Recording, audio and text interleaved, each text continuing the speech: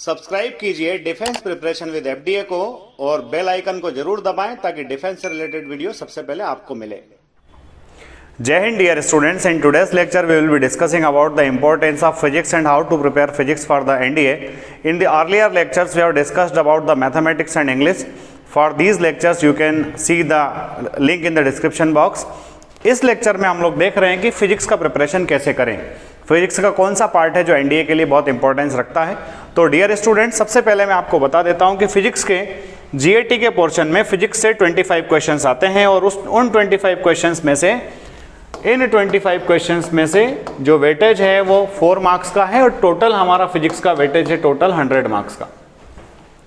तो एक बहुत ही बड़ा पोर्शन में आपको इसलिए भी कह रहा हूं कि सबसे पहले आपका मैथमेटिक्स होता है 300 मार्क्स में, 200 मार्क्स का होता है आपका इंग्लिश और सबसे ज्यादा वेटेज वाला जो सब्जेक्ट है अब वो है फिजिक्स।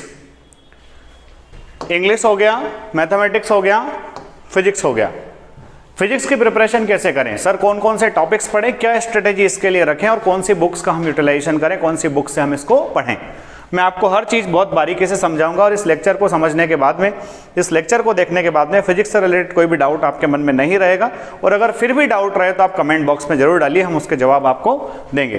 तो प्यारे बच्चों, सबसे पहली जो बात है कि आप अपना सिलेबस देख लीजिए। सबसे पहला, बच्चों को सिलेबस नहीं पता होता है, वो बच्चे सिर्फ और सिर्फ अपनी 11th और 12th की पूरे फिजिक्स को रटते चले जाते हैं। आपको सबसे पहले क्या करना है, एनडीए के फिजिक्स का सिलेबस देख लेना है कि एनडीए के किन किन चैप्टर्स से फिजिक्स के क्वेश्चंस एनडीए में आते हैं। इस लेक्चर के बाद में जब ये पॉइंट्स में डिस्कस कर चुका हूँ उसके बाद में आपको सिलेबस भी इसी लेक्चर में बताऊंगा। आपने सिलेबस देख लिया, सपोज आपके पास में 12 टॉपिक्स हैं, तो इन 12 टॉपिक्स में से सबसे पहले आपको क्या करना है, क्या कह रहा है देखिए, identify the simple topics are your strength. जो मान लीजिए 12 चैप्टर्स हैं, इन चैप्टर्स में से सबसे सिंपल चैप्टर्स को आइडेंटिफाई कर लीजिए। कौन से चैप्टर्स आपको सिंपल लगते हैं, आपने 11th 12th में किन चैप्टर्स को बहुत अच्छे से पढ़ा हुआ है, जिनको पढ़ने में आपको ज़्यादा टेंशन और ज़्यादा मेहनत करने की ज़रूरत नहीं है, पहले उन चैप्टर्स को फोकस कर लीजिए। ये मुझे अच्छे से पता है कि इन 12 चैप्टर्स में से कम 6 चैप्टर्स ऐसे होंगे जो आपको बनते हैं, आपको सिंपल लगते हैं। अगर आप थोड़ा सा मेहनत करेंगे तो चैप्टर्स आपके लिए बहुत अच्छे से, बहुत आसानी से आप उनको प्रिपेयर कर लेंगे। उसके बाद आप रेस्ट 6 चैप्टर्स पर जाइए ताकि आपका कॉन्फिडेंस बिल्डअप हो जाए, कम टाइम के अंदर आपकी अच्छे से मेहनत हो जाए। थर्ड पॉइंट है बच्चों कि जब आप पढ़ रहे हैं, आपने सिंपलेस्ट टॉपिक्स को आइडेंटिफाई कर लिया, आपकी स्ट्रेंथ को आपने देख लिया है और उसके बेसिस पर जब आप प्रिपरेशन करना शुरू कर दिया है तो आप उसके नोट्स भी हाथों हाथ बनाते चलिए। Make revision notes. जब आप पहली बार पढ़ेंगे तो बहुत गहराई से पढ़ रहे होंगे और जब आप सेकंड टाइम थर्ड टाइम पढ़ेंगे तो आपके पास थोड़ा सा टाइम कम होगा क्योंकि आप बहुत सारा लंबा चौड़ा सिलेबस तमाम सब्जेक्ट्स को मिला करके पढ़ चुके होंगे। तो आप रिवीजन नोट्स हाथों हाथ बना लीजिए ताकि आप इन नोट्स की मदद से आपके इन तमाम चैप्टर्स को आप बहुत अच्छे से कम टाइम में रिवाइज कर सके। इसके बाद है कि बेसिक फार्मूले जो हैं उनको आप अच्छे से लर्न कर लीजिए। आप चाहे तो अपनी उस नोटबुक के अंदर एक अलग से पार्ट में या तो लास्ट में या फिर फर्स्ट में आप बेसिक फार्मूला नोट कर लीजिए। इन बेसिक फार्मूला पर आप काम कीजिए, इन बेसिक फार्मूला को याद रखिए। और सबसे इंपॉर्टेंट बात कि जब आप ये सब कर चुके होंगे तो आप प्रीवियस ईयर्स के पेपर्स लगाइए या फिर आप मॉक टेस्ट दीजिए। प्रीवियस ईयर्स के पेपर्स लगाइए या फिर आप मॉक टेस्ट दीजिए। बच्चों, मैं अपना स्वयं का प्रचार बिल्कुल नहीं कर रहा हूं, पर आप चाहें तो हमारे नोट से भी पढ़ सकते हैं, वहां से डायरेक्ट क्वेश्चंस एनडीए के एग्जाम्स में बैठते हैं।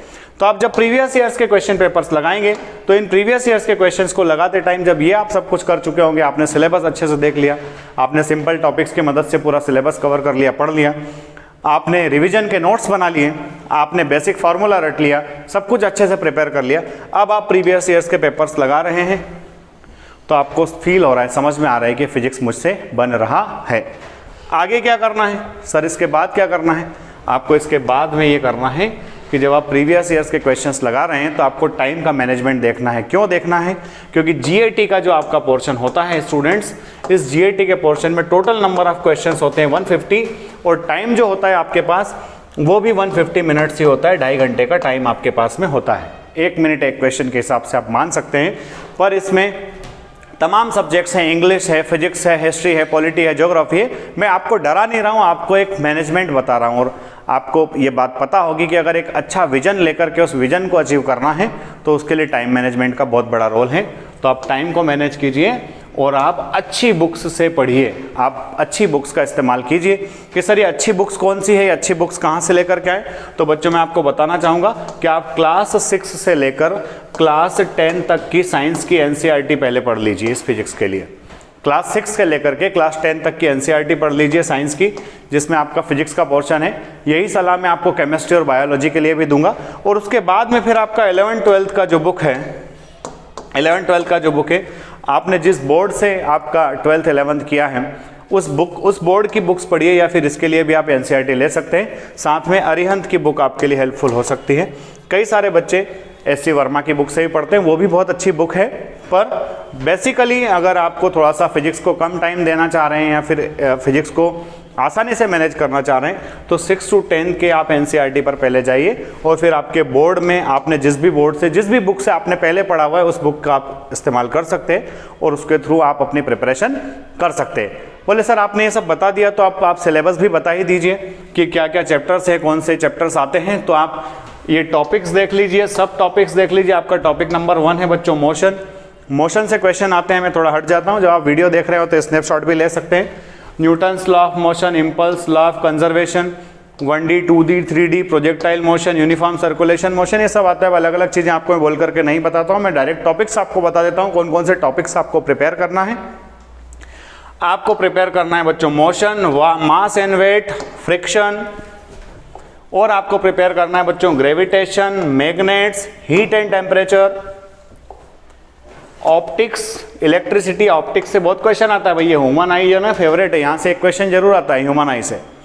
थर्मोडायनामिक्स, और लास्ट में पार्ट्स आपके बच्चे हैं बच्चों thermodynamics, working principles. Working principles में आप देख लेना बच्चों musical instruments, pendulum, hydrometer, telescope, microscope, periscope, thermos flask, pressure cooker, levers and pulley.